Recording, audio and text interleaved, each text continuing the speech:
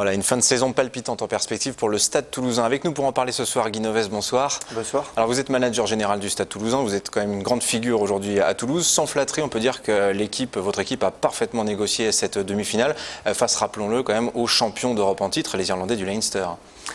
Oui, je pense qu'on se devait d'être fidèle à ce rendez-vous, étant donné que cette équipe nous avait déjà battu il y a 4 ans en quart de finale. On avait quelque part dans notre tête un sentiment de revanche, mais aussi la volonté d'amener nos supporters, notre public au Stade de France. Donc les joueurs ont fait ce qu'il fallait.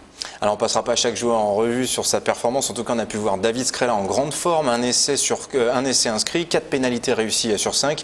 Lui qui avait déjà brillé en quart de finale face au Stade français avec 27 points inscrits. Je crois que c'est le record pour un joueur du Stade Toulousain, record à battre. Tout ça malgré des blessures cette saison, c'est quand même pour lui un match exceptionnel qu'il a livré. Mais je crois que David mérite ce genre de rencontre et ce genre de niveau. Il a eu une saison difficile avec de nombreuses blessures. C'est un joueur qui a plus de 30 ans. Il lui faut un petit peu de temps pour revenir à ce niveau. Et là, il a très bien fait sur ce match. Il a fait ce qu'on attendait de lui, c'est-à-dire quasiment le match parfait. Donc je suis très heureux de ce qu'il a fait pour l'équipe. Et le Pack toulousain aussi qui a été très fort pendant cette rencontre. C'est d'ailleurs un petit peu le parallèle qu'on peut dresser avec le match de Biarritz. Ça s'est beaucoup joué à l'avant. Pour gagner ce genre de rencontre, il faut avoir des ballons. Le rugby commence devant, tout le monde le sait. Donc les avants au travers de la mêlée, le travail de Yannick Bru a payé sur ce match-là. Les 3 quarts se sont mis au niveau des avants et je suis content aussi pour Roger Thomas. Donc voilà, c'est le rugby complet que le Stade Toulousain aime jouer. Alors en finale, ce sera Biarritz, le Biarritz Olympique qui a battu hier le Munster, victoire 18-7. C'était un match aussi très engagé. Vous dressez d'ailleurs un parallèle entre les deux rencontres sur la physionomie du match. Ça s'est beaucoup joué à l'avant face à des mêlées qui sont considérées comme les plus fortes du monde. Mais disons que Biarritz a bâti son succès sur une mêlée extrêmement importante, sur du jeu au pied, une excellente défense.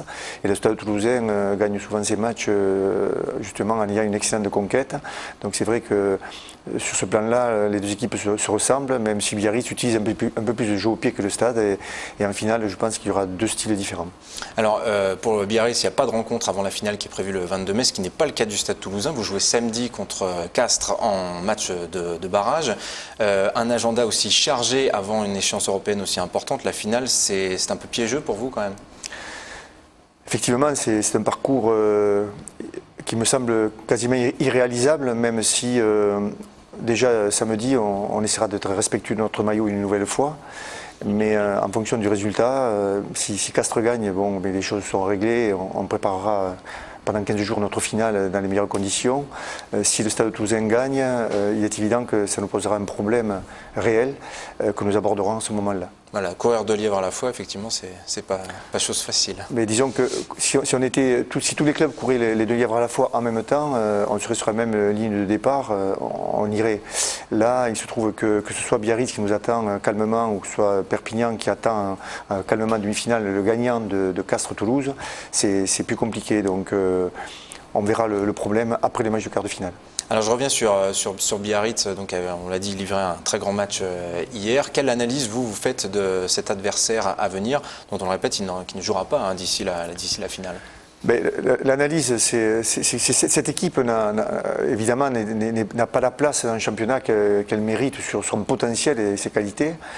C'est une équipe qui a été remise en question, qui a traversé des moments difficiles avec des blessés, qui retrouve tout son potentiel, qui a fait une fin de saison en championnat de grande qualité, qui du coup a mis toutes ses forces dans la bataille pour réaliser un grand parcours en Coupe d'Europe. Elle y arrive. C'est une équipe qui a tous les moyens évidemment de remporter le titre, donc, et en plus revancharde. Donc on a tout à craindre de ce genre d'équipe. C'est pour cela qu'il faudra qu'on ait toutes les conditions requises pour rivaliser, pour relever le défi qu'ils vont nous proposer. On a vu que dans l'engagement physique, ils ont été vraiment énormes. Mais je crois que nos joueurs seront prêts. Je promets qu'il y aura une grande équipe aussi de Toulouse. Le fait d'avoir un choc franco-français en finale de Coupe d'Europe, c'est la 3e fois, je crois que ça arrive dans l'histoire. Vous le préparez de la même manière que si vous aviez affaire à un club étranger? Oui, je crois aujourd'hui, oui. Il y a quelques années, ça nous gênait un petit peu. Aujourd'hui, c'est la Coupe d'Europe. Il peut y avoir 2 clubs français. On a vu au foot qu'il pouvait y avoir 2 clubs espagnols. On a vu, voilà, donc ça arrive. Les clubs français ont brillé en Coupe d'Europe. Notre qualification en quart de finale à la maison a pesé très lourd, que ce soit pour Biarritz ou pour Toulouse. on a un parcours identique dans cette compétition. Si on se retrouve au bout, on le mérite. On est ravis aussi pour les Biarros parce qu'on y a aussi des amis. Mais c'est vrai que lors de la finale, il n'y aura plus d'amis. Il y aura un adversaire pour lequel nous ne ferons aucun cadeau. Un point sur l'effectif du Stade Toulousain. On a vu Cédric Emmons qui s'était blessé à l'épaule. On l'a vu le bras en écharpe à la fin du match. Comment va-t-il aujourd'hui ? Aujourd'hui, il a fait des examens, il y a une petite luxation acromio. Bon, c'est pas très grave, hein. Je pense qu'il sera au repos ce week-end parce qu'on ne prendra aucun risque avec aucun joueur dans cette phase de championnat.